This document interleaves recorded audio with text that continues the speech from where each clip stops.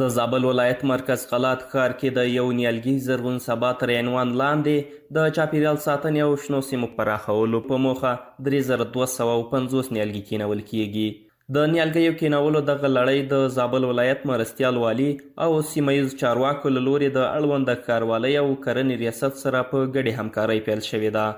د زابل ښاروالۍ ریاست مسؤلین وایي چې د دې پروګرام موخه د ښار ښکلا، د هوا ککړتیا مخنیوي او د چاپیریال پاکوالي ته وده ورکول دي.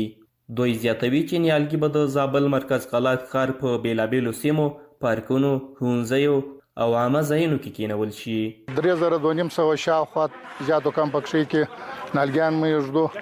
او د ښار په ټولو هغو ساحو کې ایږدو چې کوم کډیان موږ ولرو یا نیالګیان ایښودل شوي وچ شوي ټوله برته نه وي د سره ایږدو. په دې کې اکثره چې دي غیر میوې والا دي لکه ناجو داشان او میوه والا هم پکښې کې دي. هغه په دې ساحو کې ایږدو چې هغه موږ ته ځایونه معلومیږي چې ضرورت یې د ښاریانو سره موږ غوښتنه هم دغه ده چې باید په دې کې زموږ سره همکاري وکړي، هر یو په نفر باندې یو نیالګی دویم کښېږدي او حفاظت یې وکړي. بلخوا د سیمې اوسیدونکي هم د دغه ګام هرکلی کوي او په وینا یې یاده چاره به د ښار ښکلا او د وګړو په روغتیایي برخو کې ګټورې پایلې ولري. د قلات ښاروالۍ څخه ډېر منندوی یو. زه د یو ښاري په صفت دا د ښار د ښکلا او د ښار د سبزۍ په اړه دا یو مثبت ګام بولم او له خپله طریقه پر ټولو ښاریانو باندې دا غږ کوم چې د ښار د ښکلا په برخه او د ښار د سبزۍ په برخه، د ښار د هوا او د ماحول او د چاپیریال د ښکلا په برخه کې هر یو له خپله طریقه څخه یو نیالګی په ښار کې د خپل کور مخ ته یا د ښار په سړکانو کې یا د ښار په جادو کې په عامه ځایونو کې کښېنوي. چې واقعیت دا ډېر د خوشحالۍ ځای دی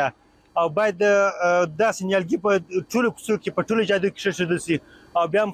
خاص دغه ادارو څخه چې هغه دغه نیالګي مخ ته ایښودل شوي، دغه دوکاندارانو څخه چې د دوی دوکانو مخ ته، دغه کوروالاو څخه چې کوروالا څخه چې د دوی دغه نیالګي د دوی کورو مخ ته ایښودل شوي دي، دغه څخه مې یوازینۍ خواهش او هیله دغه ده چې د خپلو نیالګیو سره د دوی د دفترو، د دوی د کورو، د دوی دوکانو مخ ته ایښودل شوي دي، دوی حفاظت وکړي. د یادونې وړ ده چې هر کال په زابل ولایت کې زرګونه نیالګي د ښار ښکلا او سمسورتیا په پار کینول کیږي.